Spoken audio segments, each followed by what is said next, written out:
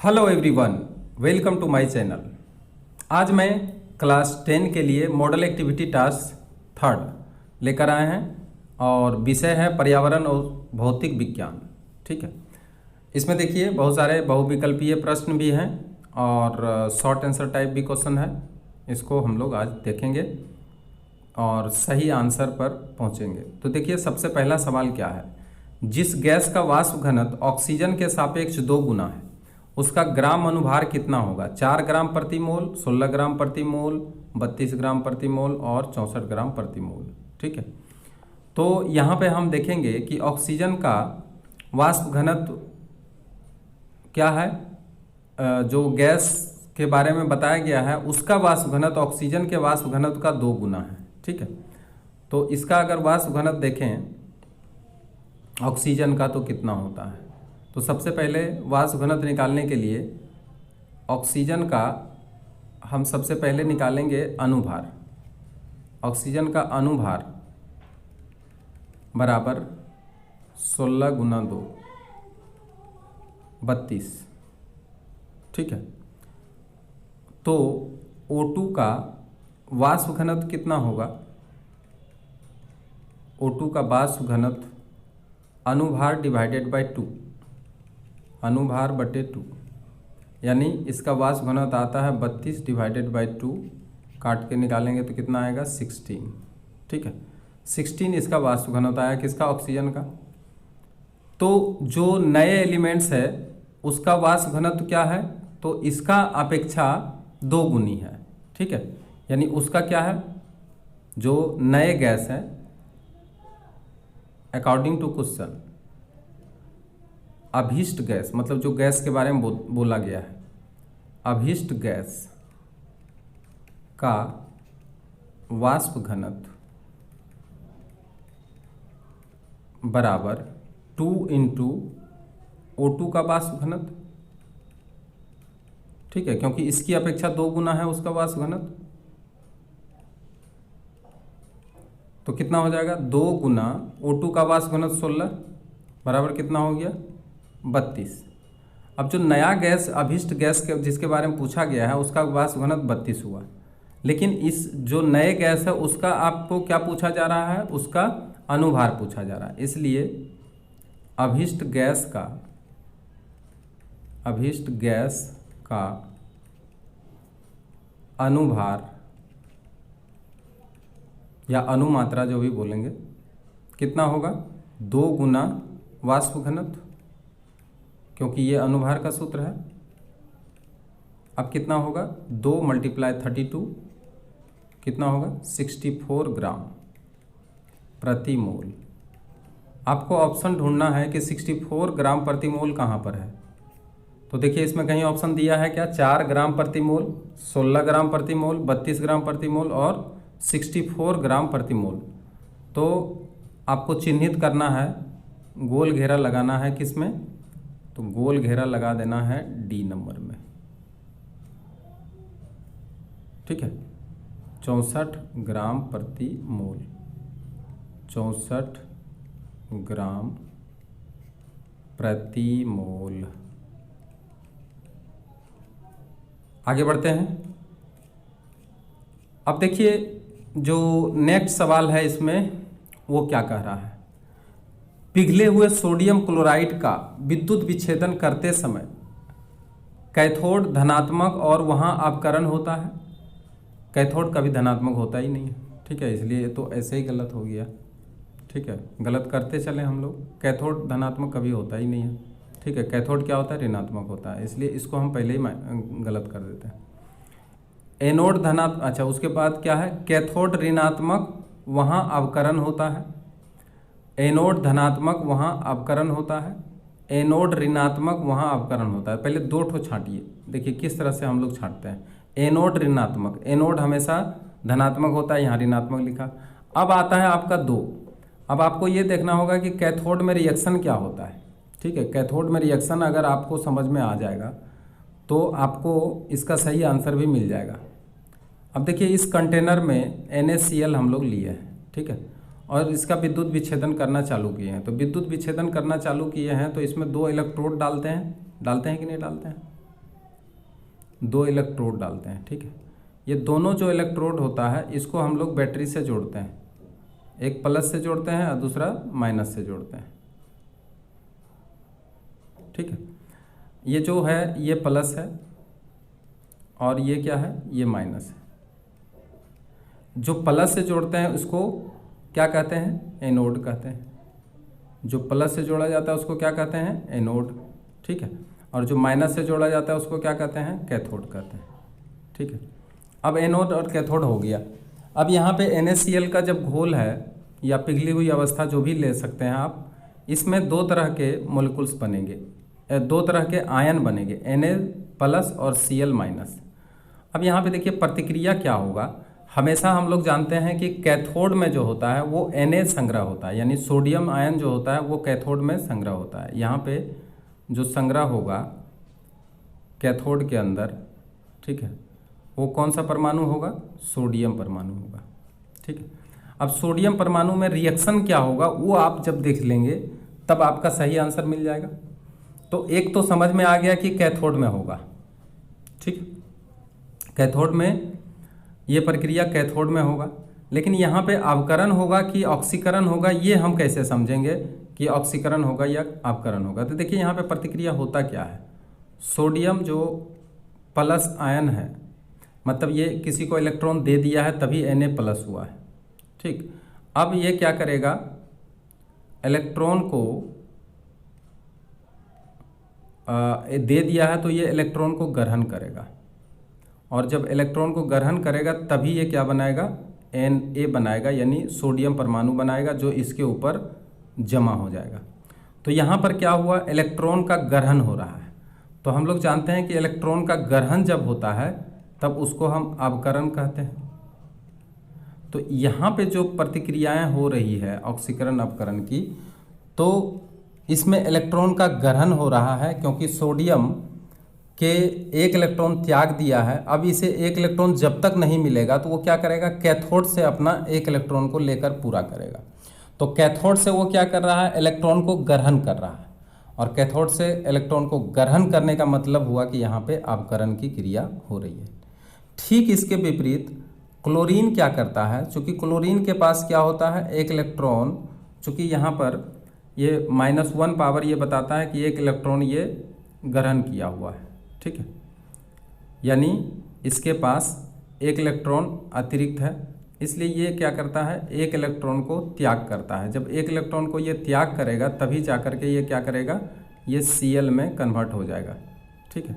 तो यहाँ पे चूँकि इलेक्ट्रॉन का त्याग हो रहा है, ठीक है, -E हो रहा है, तब ये क्लोरीन परमाणु के रूप में बदल रहा है, ठीक है। और फिर क्लोरीन परमाणु आपस में जुड़ करके, ठीक है, ये Cl बना, और फिर Cl और +Cl मिल करके बनाएगा Cl2, और तब जाकर के ये एनोड के ऊपर जाकर जमा हो जाएगा। और यहाँ पर चूंकि इलेक्ट्रॉन का त्याग हो रहा है इसलिए इसको कहते हैं अवकरण, इसलिए इसको कहते हैं ऑक्सीकरण। तो यहाँ पर देखिए, यहाँ पे लिखा कैथोड ऋणात्मक और वहाँ अवकरण होता है। यहाँ देखिए कैथोड ऋणात्मक होते हैं, ठीक, और यहाँ पे कौन सा क्रिया हो रहा है, तो अवकरण की क्रिया हो रहा है। तो बी नंबर ऑप्शन जो होता है आपका सही ऑप्शन होता है। आपको ऑप्शन केवल लगाना है, समझने के लिए हम यहाँ समझा दिए हैं, लेकिन आपको वहाँ पे ऑप्शन लगाना है। कैथोड ऋणात्मक और वहाँ क्या होता है, अवकरण होता है, ठीक है। अब आगे बढ़ते हैं। ये ऐसे भी गलती है क्योंकि एनोड धनात्मक और यहाँ अवकरण होता है, तो ठीक है, एनोड धनात्मक है, बहुत बढ़िया बात है, लेकिन यहाँ पे अवकरण तो नहीं हो रहा है, यहाँ पे क्या हो रहा है, ऑक्सीकरण हो रहा है। तो इसलिए एक ही समीकरण, दोनों समीकरण में आपको समझ में आ गया होगा कि यहाँ पे क्या होता है, ऑक्सीकरण होता है, इसलिए यहाँ पे ये ऑप्शन भी गलत है। सही ऑप्शन क्या है, कैथोड ऋणात्मक और यहाँ अवकरण की क्रिया होती है। आगे बढ़ते हैं और चले आइए क्वेश्चन नंबर 1.3। 3 ओम तथा 6 ओम के प्रतिरोध का समानांतर क्रम में जोड़ने से तुल्य प्रतिरोध का मान क्या होगा। ठीक है, 2 प्रतिरोध है, ठीक है, ये दोनों प्रतिरोध जो है एक दूसरे से किस रूप में जुड़ा हुआ है, तो समानांतर क्रम में जुड़ा हुआ है। तो समानांतर क्रम में जुड़ने का मतलब हुआ कि इस तरीके से अगर वो जुड़ा हुआ है, ठीक है, तो इसका कितना कितना ओम है, यहाँ पे है 3 ओम और यहाँ पे है 6 ओम, ठीक है। मान लिया जाए ए और बी बिंदु के बीच में दो प्रतिरोध जुड़ा हुआ है, एक 3 ओम का है और एक 6 ओम का है। इसका समतुल्य प्रतिरोध क्या होगा? समतुल्य प्रतिरोध अगर हम इसको अगर R1 माने और ये R2 होता है तो समतुल्य प्रतिरोध माने दोनों के जगह पर एक ऐसा प्रतिरोध रख दें जिससे कि इसके विद्युत धारा में कोई अंतर नहीं पड़े, तो उसी को समतुल्य प्रतिरोध कहते हैं। समतुल्य प्रतिरोध को हम लोग R से सूचित करते हैं। तो मान लिया जाए समतुल्य प्रतिरोध R ओम है, ठीक है। अब जो सूत्र है वो क्या है? समानांतर क्रम में जोड़ने से लिखेंगे, चूंकि दोनों प्रतिरोध कैसा जुड़ा हुआ है, दोनों प्रतिरोध समानांतर श्रेणी में जुड़ा हुआ है, दोनों प्रतिरोध समानांतर क्रम में जुड़ा हुआ है।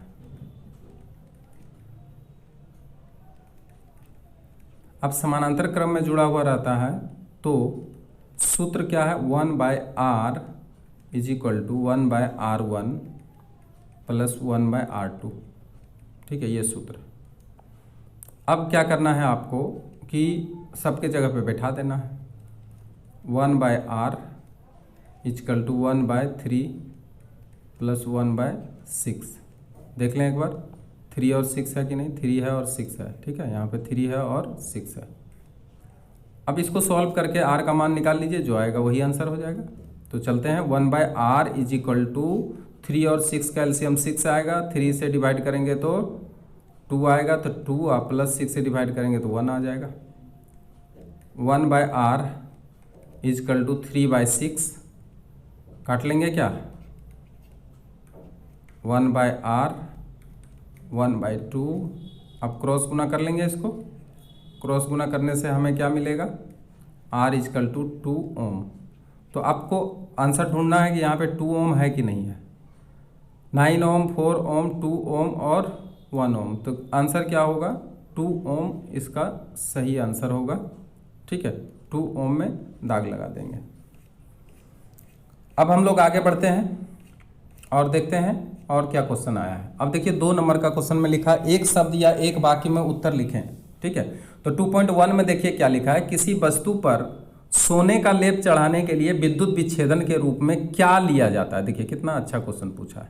आप लोग जानते हैं कि किसी भी एक धातु के ऊपर दूसरा धातु का जब विद्युत विच्छेदन की पद्धति के द्वारा उसके ऊपर परत चढ़ाया जाता है तब उसको हम कहते हैं विद्युत लेपन। तो अगर एक वस्तु है, ठीक है, मान लिया जाए एक चम्मच है, चलिए ये चम्मच बना देते हैं, ये चम्मच है, ठीक है। इस चम्मच में आपको सोना का परत चढ़ाना है। ये चांदी का चम्मच है, चलिए ये चांदी का चम्मच है, इसमें सोना का परत चढ़ाना है, ठीक है। तो सोना का परत इसमें आपको चढ़ाना है और ये सोना जैसा दिखने लगे, ये चम्मच आपको सोना जैसा दिखने लगे, तो जिस पर परत चढ़ाया जाता है उसको आप कैथोड बनाएंगे। ये बहुत बार क्वेश्चन में पूछा जा चुका है, इसलिए याद रखना पड़ेगा आपको कि जिस वस्तु पर परत चढ़ाया जाता है उसको कैथोड बनाते हैं, और जिस चीज़ का परत चढ़ाया जाता है, जैसे सोना का परत चढ़ा रहे हैं, तो ये जो होता है इसको आप एनोड बनाएंगे। ये सोना का मान लिया जाए, आपको शुद्ध सोना का एनोड लेना पड़ेगा। ये क्या होगा? एनोड होगा, एनोड, एनोड होगा। और एनोड जो होगा वो शुद्ध प्योर स्वर्ण का लेना पड़ेगा, प्योर सोना का लेना पड़ेगा, प्योर गोल्ड का लेना पड़ेगा, ठीक है। लेकिन प्योर गोल्ड का तो आप ले लिए हैं एनोड, एनोड, ठीक है, जिसको कि प्लस बोलते हैं, ठीक है। ये एनोड है, ये कैथोड है। अब इसमें जो सोना का परत चढ़ाएंगे तो इसके अंदर कुछ लिक्विड भी तो डालना पड़ेगा, ऐसे तो नहीं चढ़ेगा। तो इसलिए यहाँ पे एक लिक्विड डालना पड़ेगा आपको, ठीक है। ये जो लिक्विड डालते हैं इसको कहते हैं इलेक्ट्रोलाइट। क्या नाम है इसका? इलेक्ट्रोलाइट। तो ये जो इलेक्ट्रोलाइट बनेगा वो क्या चीज़ का बनेगा, यही यहाँ पूछ रहा है। देखिए, जब वस्तु पर सोने का लेप चढ़ाते हैं तो विद्युत विच्छेद के रूप में यानी इलेक्ट्रोलाइट के रूप में क्या लेते हैं, या विद्युत विच्छेद के रूप में क्या लेते हैं?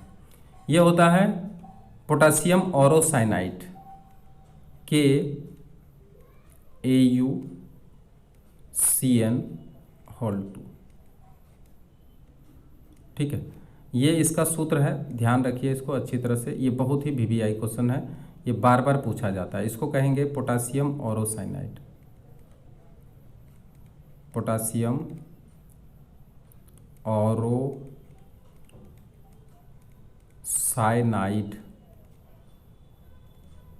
ठीक है, अलग अलग धातु का परत चढ़ाने के लिए अलग अलग इलेक्ट्रोलाइट लिया जाता है। ठीक है, तो अब क्या होगा, ये चांदी के ऊपर सोना का परत चढ़ जाएगा। इसमें होगा क्या कि ये जो एनोड का सोना है ये कट कट करके इसके अंदर गिरेगा। ठीक है, और इसका आयतन घटते चला जाएगा, और ये जितना आयतन इसका घटेगा ये सब किसके ऊपर जाएगा, तो इसके ऊपर आपका परत क्या होगा, चढ़ जाएगा सोना का। तो यहाँ पे यही पूछा जा रहा है। तो आपको क्या लिखना है, इतना ये क्या आपको बनाना है, ये सब कुछ मत बनाइएगा। वहाँ पे क्या करना है, आंसर लिख देना होगा आपको। आंसर क्या लिखना होगा, किसी वस्तु पर सोने का लेप चढ़ाने के लिए विद्युत विच्छेद के रूप में क्या के जगह पर आपको लिखना होगा, पोटेशियम ऑरोसाइनाइड। अब ब्रैकेट में लिख देना KAuCN2। ठीक है, यानी पोटेशियम ऑरोसाइनाइड ले लेते हैं। ठीक है, इलेक्ट्रोलाइट के रूप में। आगे बढ़ते हैं, क्वेश्चन नंबर देखिए 2.2 में क्या कहा, किलोवाट और किलोवाट घंटा में कौन विद्युत शक्ति की इकाई है? अब देखिए, जहाँ तक विद्युत शक्ति का बात आया तो किलोवाट ही होगा। किलोवाट ये विद्युत खर्च की इकाई है। यहाँ पर कि विद्युत शक्ति का पूछा तो किलोवाट जो होता है 1000 वाट के बराबर होता है, यानी 1 किलोवाट बराबर 1000 वाट, और वाट जो होता है हमेशा शक्ति का इकाई होता है। ठीक है, 1000 वाट, तो इसलिए किलोवाट क्या होगा, विद्युत शक्ति की इकाई। ठीक है, आंसर लिख देंगे आप किलोवाट। कैसे लिखेंगे, किलोवाट विद्युत शक्ति की इकाई है, बस हो गया। आगे बढ़ते हैं, क्वेश्चन नंबर 2.3, DC की तुलना में AC के व्यवहार होने वाली एक सुविधा को लिखो। देखिए, AC जो होते हैं, AC यानी AC करंट, अल्टरनेटिंग करंट, ये क्या होता है, एक स्थान से दूसरे स्थान तक ले जाने में काफ़ी सहायक होता है। AC विद्युत धारा को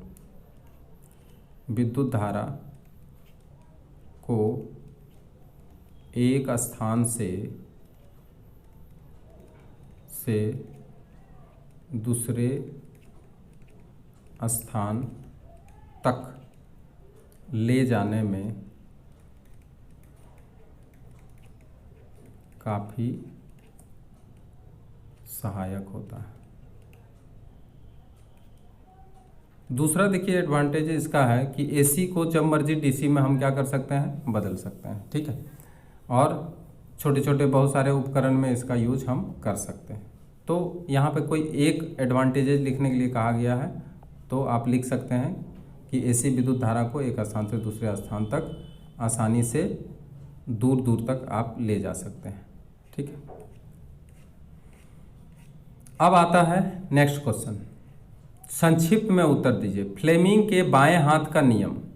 देखिए, फ्लेमिंग के बाएं हाथ का नियम क्या है, उन्होंने कहा है कि आप अगर अपने बाएं हाथ के 3 उंगली, ठीक है, 3 उंगली जो होते हैं वो 3 उंगली कौन कौन से होते हैं, देखिए, एक थंब है, एक ये जो है ये थंब है, और ये आपका तर्जनी है जिसको कि हम कहते हैं 4 फिंगर, और एक ये वाला है जिसको मध्यमा कहते हैं। ठीक है, ये 3 अंगुलियों को इस प्रकार व्यवस्थित करें, ठीक है, कि जो मध्य उंगली है, ठीक है, यानी ये जो मध्य उंगली है ये विद्युत धारा को सूचित करे। ठीक, और ये जो 4 फिंगर है यानी तर्जनी, जिस ये वाला उंगली जो हिला रहा है ये तर्जनी अगर चुंबकीय क्षेत्र को प्रदर्शित करे, तो जो अंगूठा है, ये जो अंगूठा इधर दिखाई दे रहा है, ये जो हिल रहा है देखिए अंगूठा, ये अंगूठा क्या करता है, चालक के विक्षेप को प्रदर्शित करता है। ठीक है, यानी चालक किस दिशा में मूव करेगा उसको प्रदर्शित करने के लिए अंगूठा जो है दिशा बता रहा है। लेकिन इसको रखना कैसे है, एक दूसरे के समकोण पर रखना है। ठीक है, इस तरह के तरीके से इसको रखना है, इस तरीके से इसको रखना है, एक दूसरे के समकोण पर। एक उधर है, इसके बीच भी 90 डिग्री का कोण बने, इसके बीच में भी बने, इसके बीच में भी बने। तो इस तरह से समकोण की स्थिति में आपको रखना पड़ेगा, तो ये नियम लागू होता है। तो आपको तो नियम लिखना पड़ेगा कि फ्लेमिंग के लेफ्ट हैंड रूल, फ्लेमिंग का बाम हस्त नियम, बाम हस्त नियम बोलते हैं, बाएं हाथ का नियम यानी बाम हस्त नियम। जब हम अपने बाएं हाथ के बाएं हाथ के तीन अंगुली कौन कौन, तीन अंगुली अंगूठा, तर्जनी, तर्जनी मतलब होता है जो 4 फिंगर होता है, जिसको कि पहला उंगली बोलते हैं,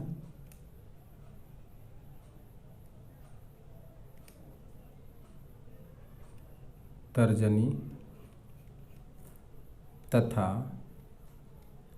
मध्यमा यानी मध्य वाला उंगली, मध्यमा को एक दूसरे के साथ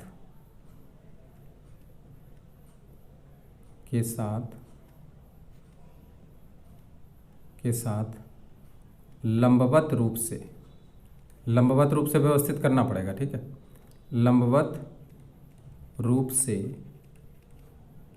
व्यवस्थित करते हैं तथा मध्य उंगली यानी मध्यमा लिख सकते हैं, मध्यमा क्या करेगा, विद्युत धारा की दिशा, विद्युत धारा की दिशा और तर्जनी चुंबकीय क्षेत्र की दिशा, चुंबकीय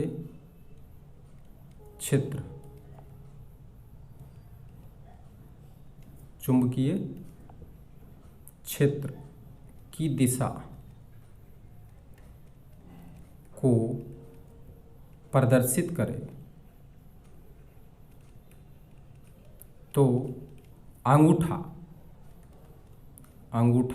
किसको प्रदर्शित करेगा, चालक के विक्षेप को प्रदर्शित करता है, चालक के विक्षेप की दिशा, विक्षेप मतलब चालक के ऊपर किस दिशा में बल लग रहा है। ठीक है, विक्षेप की दिशा को प्रदर्शित करता है। ठीक है, ये आपका है फ्लेमिंग का बाम हस्त नियम। तो आपको नियम लिख देना है और कुछ नहीं। आगे बढ़ते हैं। क्वेश्चन नंबर है 3.2, 50 ग्राम कैल्शियम कार्बोनेट के पूर्ण विखंडन से कितना ग्राम कार्बन डाइऑक्साइड गैस मिलेगी। अब यहाँ पे देखिए सबका परमाणु संख्या भी दे दिया गया है, परमाणु भार भी दे दिया गया है। ठीक है, तो सबसे पहले देखिए आपका निकालना किसका है, तो 50 ग्राम कैल्शियम कार्बोनेट का विखंडन किया गया है। तो सबसे पहले आपको समीकरण लिखना पड़ेगा। ठीक है, तो आंसर में आपको गणना करना पड़ेगा क्योंकि ये रासायनिक गणना का क्वेश्चन है। कैल्शियम कार्बोनेट CaCO3, इसको जब हीट करते हैं हम लोग तो इसमें कैल्शियम ऑक्साइड बनता है और इसके साथ साथ CO2 गैस उत्पन्न होता है। क्या ये संतुलित है, संतुलित समीकरण है? इसलिए यहाँ पे आपको क्या करना पड़ेगा, कैल्शियम कार्बोनेट का निकालना पड़ेगा और कार्बन डाइऑक्साइड को निकालना पड़ेगा। कैल्शियम कार्बोनेट का अगर हम निकालते हैं तो 40 + 12 + 16 × 3, ठीक है। इसका अनुभार निकाल लीजिए और इसका भी अनुभार निकाल लीजिए, 12 16 × 2, इसका भी अनुभार निकाल लिए हम लोग। इसका अनुभार आ गया 12 + 32, कितना आ गया, 44 ग्राम आ गया। और इसका अनुभार अगर हम निकालना चाहते हैं तो 40 + 12 + 48, अब सबको जोड़ दीजिए तो आएगा कितना, 100 ग्राम, ठीक है। तो देखिए 100 ग्राम में 44 ग्राम CO2 उत्पन्न हुआ। तो हमको 50 ग्राम में पूछा जा रहा है, तो लिखेंगे चूँकि 100 ग्राम CaCO3 के विखंडन से कितना, 44 ग्राम क्या निकला, CO2 प्राप्त होते हैं। इसलिए 1 ग्राम को अगर विखंडित करेंगे तो कितना निकलेगा CO2, तो 44 / 100 निकलेगा। इसलिए यहाँ पे कितना लिया है, 50 ग्राम लिया है। तो जब 50 ग्राम लिया है तो इसमें कितना निकलेगा, 44/100 × 50, काट दीजिए इसको, 2 से कट जाएगा, यहाँ पे कट जाएगा, 22 से कितना आएगा, 22 ग्राम। अतः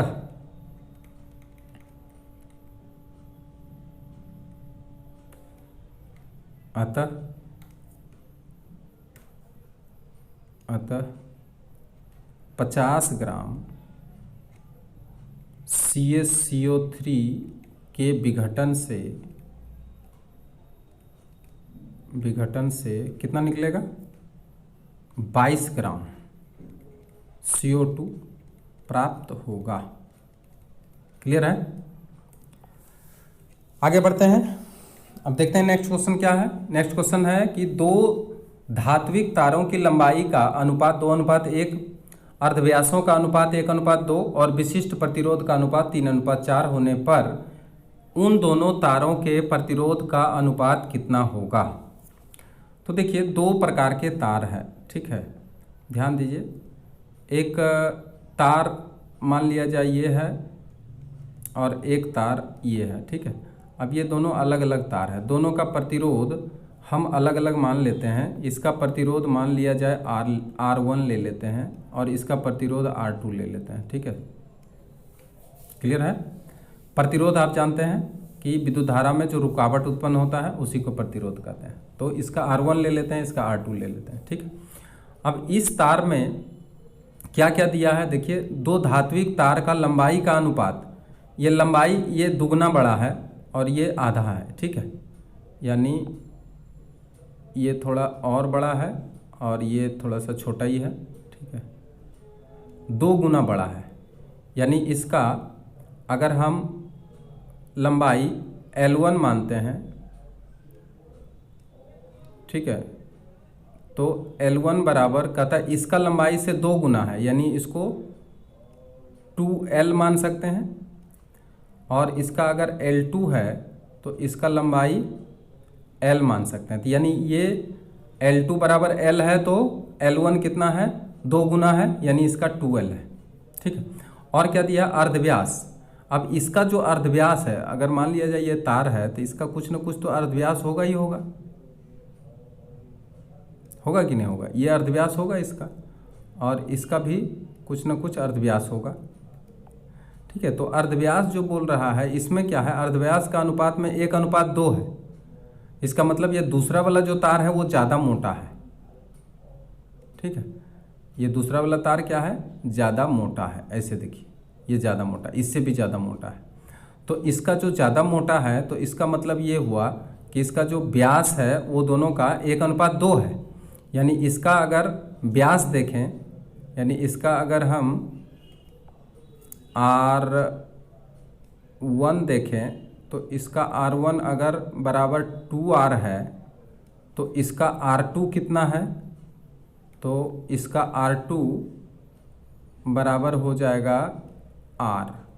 तभी ना ये हुआ, देखिए 1:2, अर्धव्यास का अनुपात कितना, 1:2। यानी इसका अगर 1:2, 1 मिनट, इसका R है तो इसका 2R है, ये ज़्यादा मोटा है तो इसलिए यहाँ पे थोड़ा सा भूल हो गया। यहाँ पे देखिए ये R है तो इसका क्या हुआ, इसका 2R हुआ। ठीक है, ये दुगना मोटा है इसलिए इसको हम लोग 2R लिखेंगे। ठीक है, ध्यान दीजिएगा इसको। और इसका जो एक विशिष्ट प्रतिरोध होता है वो 3:4 है। तो विशिष्ट प्रतिरोध को रो से सूचित करते हैं। तो ये अगर रो 1 है तो इसका अनुपात कितना है, 3, तो इसको हम 3 रो कह सकते हैं। ठीक है, और इसका हम अगर हम रो 2 माने तो इसका जो रो है इसको रो कहते हैं। ठीक है, तो रो इसका कितना होगा, तो 4 रो होगा।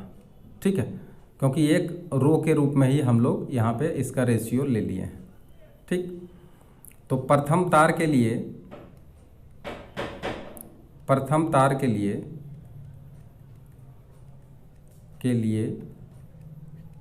हम लोग देख लेते हैं एक एक करके क्या क्या लिए हैं। L1 लिए हैं, इसका लंबाई 2L।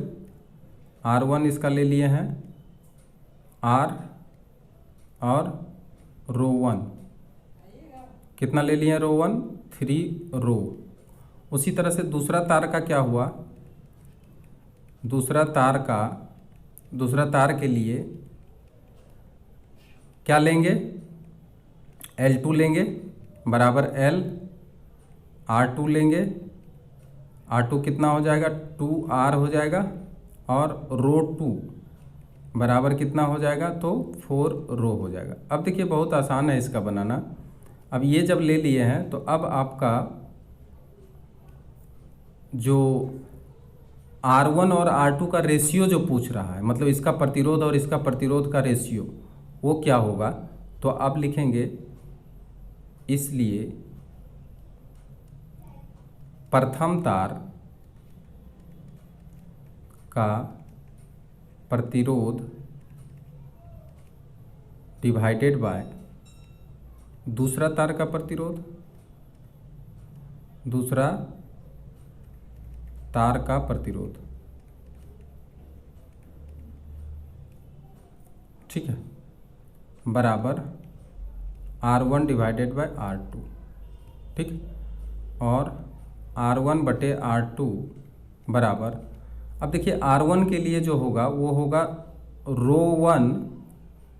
ठीक है, R का अगर हम लोग सूत्र देखें तो रो 1, और उसके बाद इसका जो सूत्र है वो क्या होगा, प्रतिरोध बराबर होता है L1 डिवाइडेड बाय ए यानी इसको हम पाई R1 का होल स्क्वायर कर सकते हैं। ठीक है, और divided by rho 2 into L2 divided by pi R2 का होल स्क्वायर। ठीक, अब इसी को हम ध्यान से बनाते जाएंगे। अब यहाँ से जो मान है वो लिखते जाइए, और